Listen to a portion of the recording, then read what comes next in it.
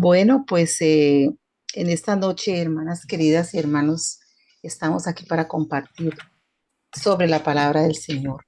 Y como el tema tiene que ver con oración, con fortalezas, con intercesión, entonces preparé este mensaje para poder ser de bendición para todos nosotros, pero primero que todo siempre de bendición para nuestras vidas como prioridad para mi vida. El intercesor como un hombre que o una mujer que tiene el poder de destruir fortalezas. Cuando Jesús nos dice en Juan capítulo 16:33 que en el mundo tendríamos aflicciones, Jesús nos estaba preparando para el combate y para la guerra. Jesús, como ningún otro, conocía las fortalezas que impiden que el ser humano pueda romper en su vida. Por lo tanto, Él nos dejó este mensaje para tranquilizarnos y a la vez encorallarnos a continuar firmes combatiendo todo ataque espiritual y natural que viene contra nosotros, y esto se llama fortalezas. Ahora, ¿qué son las fortalezas? Son lugares inaccesibles en donde usted no consigue entrar o del cual no consigue salir. El ser humano puede estar enclaustrado en fortalezas de forma espiritual o natural. Sin embargo, entendemos que es importante comprender que cualquiera que sea esa fortaleza puede ser rota a través de la oración. La oración es la llave que nos da acceso a esta posición. El Señor Jesús organizó la vida cristiana de tal forma que la oración fuese esencial y también imprescindible. Simplemente, queridos hermanos, es imposible vivir espiritualmente sin oración. Hoy más que nunca, las fuerzas del reino de las tinieblas están direccionadas con el fin de provocar el mayor estrago en la iglesia, hacia la iglesia y hacia la sociedad. Hoy mismo estamos orando a favor de crianzas de niños, a favor de la iglesia y de todo lo que el diablo está eh, tramando en los infiernos en contra de la iglesia. Mas el Señor nos ha llamado, Él llamó hombres y mujeres que estén posicionados, parados en la brecha, intercediendo delante de Dios a favor de la iglesia para que ella sea protegida y cumpla su propósito en esta tierra. ¿Y cuál es el propósito? Avanzar llevando el evangelio, compartiendo la palabra de Dios y libertando personas que están cautivas en sus delitos y pecados. Este llamado no es solo para líderes, para pastores o para quienes están en grupos de oración. Este desafío es para mí, es para usted, es para todos aquellos que somos llamados hijos e hijas de Dios. La palabra del Señor habla en Romanos capítulo 8, versículo 26 de esta manera. Dice que el Espíritu nos ayuda en nuestras debilidades, porque muchas veces no sabemos pedir, pero el Espíritu intercede por nosotros y nos ayuda. Ahora, queridos hermanos, es imposible pensar en un buen relacionamiento sin que exista un diálogo franco y sincero. El Padre Celestial desea tiempo con nosotros, pero la mayoría de las veces no estamos dispuestos a entregarle nuestro tiempo y nuestra dedicación.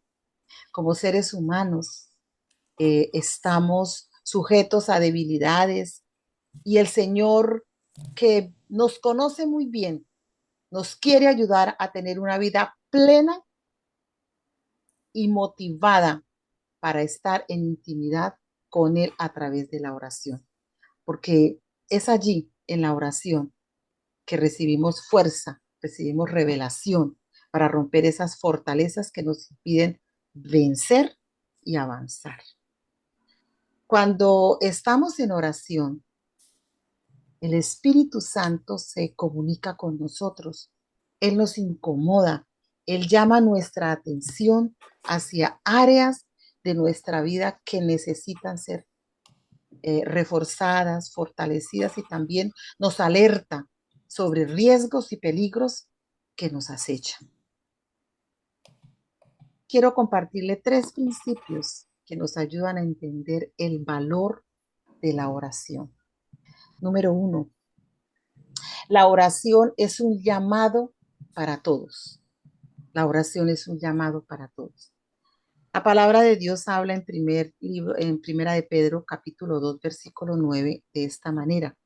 Somos linaje escogido, somos real sacerdocio, somos una nación santa, un pueblo adquirido por Dios. Fuimos llamados de las tinieblas a su luz admirable.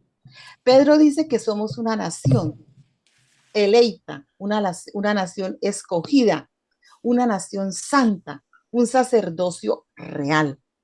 Esto nos quiere decir que la iglesia hoy, en este siglo XXI, tiene la misma responsabilidad y oficio que los sacerdotes en el Antiguo Testamento. Ellos, los sacerdotes, ministraban tanto en el lugar santo, simbolizando el servicio, recibiendo todas las ofrendas y lo que traían, lo que el pueblo traía en un servicio general, como el lugar santísimo que simboliza el ministerio al Señor, esa intimidad en donde el sumo sacerdote, sumo sacerdote entraba al lugar santísimo y él estaba delante de la presencia del Señor. Jesús oraba continuamente al Padre, pidiendo que se nos fuera revelada su gloria.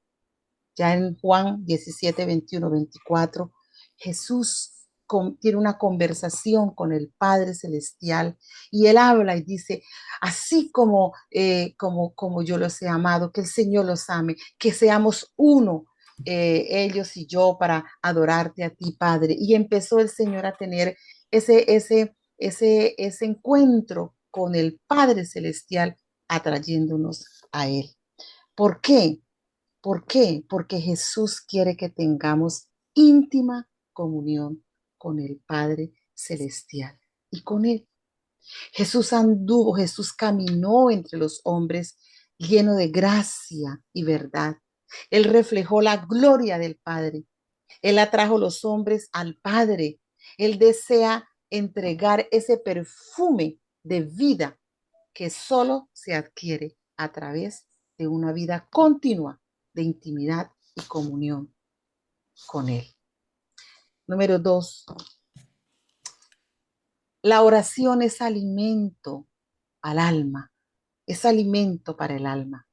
En el Salmo 42:1, la palabra del Señor dice, como el ciervo brama por las corrientes de las aguas, así clama por ti, oh Dios, el alma mía. A veces pensamos que las personas que oran mucho, que oran mucho, que oran mucho, son espirituales más que las otras, pero no es así. Debemos pensar mejor que necesitamos tener una vida espiritual activa y no orar solamente por ser espirituales. Las personas que mantienen una rutina continua de oración, esas personas están activas en su espíritu. En cuanto a otras que no oran, puede ser que estén ya destruidas espiritualmente y hasta ya murieron en su contacto, en su contacto con Dios, en su relación con Dios, y ni se dieron cuenta. Entonces, hermanos queridos, es necesario orar para mantener el espíritu activo y el alma alimentada. Recordemos que Dios creó al hombre para vivir con él en intimidad, en comunión. Cuando nosotros no oramos, el alma está vacía, la vida no tiene sentido, porque el sentido de la vida del hombre es conocer y andar con Dios. Para eso fuimos creados. Desde los inicios, allá en Génesis, nosotros leemos en Génesis capítulo 3 cuando el Señor dice que estaba por los jardines del huerto del Edén y quería conversar con el hombre. Fue cuando el hombre pecó y estaba escondido, mas él siempre estaba presente para conversar con Adán. Entonces es una enseñanza que él nos deja sobre la oración. La oración es alimento para mi alma, nutre mi alma la oración. Número 3, la oración es la llave, es una llave poderosa en mis rodillas, es una llave poderosa en mi boca, es una llave poderosa en la palabra. Eso es la oración. La palabra de Dios dice en Mateo 21:22, y todo lo que pidiereis en oración, creyendo, lo recibiréis. El mayor poder que usted y yo tenemos entonces es la oración. Todo lo que me hace doblar mis rodillas, todo lo que me hace brotar una lágrima de mis ojos, con seguridad que tendrá respuesta del cielo. Una causa que sea tan importante para mí, que a punto, que dé el punto, como digo, de sacarme lágrimas de mis ojos y doblar mis rodillas, vamos a tener la certeza, vamos a tener la seguridad que será respondida esa petición y esa oración por el cielo.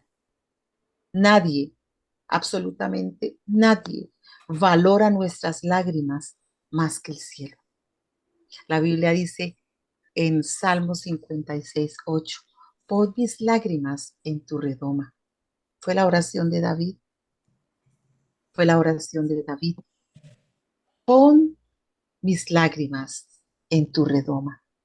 Cuando tengamos que llorar, vamos al altar de Dios, vamos a doblar nuestras rodillas, porque allí nuestras lágrimas son oro y ellas mueven el cielo. Ellas mueven los cielos. Entonces el Señor dice que todo lo que yo pida en oración, Él va a responder. Pero hay una palabra, hay algo más que yo necesito colocar ahí y es fe. Usted ora, mas su oración tiene que estar respaldada por una actitud llamada fe. En Mateo capítulo 21, 18 al 21, usted lee el momento en que Jesús dice que iba con sus discípulos por la mañana y volviendo a la ciudad, él tuvo hambre y viendo una higuera cerca del camino, vino a ella, pero no halló en ella fruto, sino solamente estaba las hojas, no tenía fruto. Entonces Jesús le dijo a la higuera, jamás nazca de ti fruto. Y luego dice que la higuera se secó. Y los discípulos, viendo lo que había acontecido, lo que había sucedido, se maravillaron y decían, ¿cómo es esto? ¿Cómo se secó la higuera de rápido? ¿Cómo así, Señor? Entonces Jesús respondiendo les dijo, de cierto os digo, no solo haréis esto de la higuera, sino que si a este monte dijereis, quítate y échate en el mar, será hecho. Y luego dijo, y todo lo que pidieres en oración, creyendo, lo recibiréis. Cuando Jesús vio la higuera, ella tenía hojas, mas no tenía frutos. ¿Sabe por qué? Porque al Señor no le impresiona las hojas. El Señor no se impresiona con las hojas. El Señor se impresiona con el fruto. Dios no está impresionado Dios no se impresiona con la apariencia. Él quiere resultados. Y en la lección de la higuera, nosotros aprendemos que la palabra que sale de nuestra boca tiene poder cuando yo uso el lenguaje de fe. Ella tiene poder. La Biblia dice, en mi boca está el poder de la vida y de la muerte. Entonces hay poder Hay poder en mi boca cuando yo hablo, cuando yo declaro, cuando yo hablo la palabra de Dios. Su fe mueve el mundo, mi fe, tu fe mueve el mundo vivo, pero también inclusive mueve el mundo inanimado.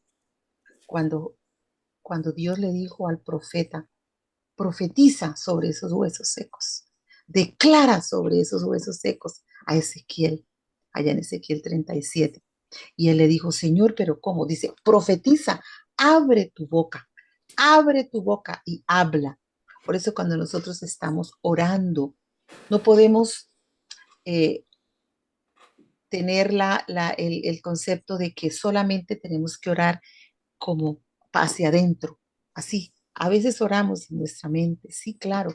A veces oramos en silencio, no tenemos un momento, no podemos orar en todos los lugares en voz alta, pero cuando estamos guerreando, cuando estamos contra las huestes espirituales de maldad, cuando estamos parados frente a los infiernos, nosotros necesitamos declarar la palabra a voz en cuello y decir como la palabra de Dios nos dice, profetiza, clama, decreta la palabra de Dios.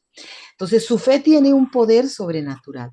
La oración respaldada por la fe mueve circunstancias. La fe se expresa por medio del lenguaje. La oración es mi lenguaje de comunicación con Dios, querido hermano, para destrucción de fortalezas. Entonces, nosotros estamos convidados por el Señor, por su palabra, a entender que tenemos un poder en nuestra vida, a través de nuestra palabra. Tenemos un poder muy grande que se llama la oración para destrucción de fortalezas. Entonces hemos visto que es un llamado para todos, para todo aquel que recibe al Señor como su único y suficiente Salvador. Amén. La oración es un alimento para tu alma, para mi alma. Es mi fuerza, es todo lo que yo tengo para vivir y respirar en esta vida.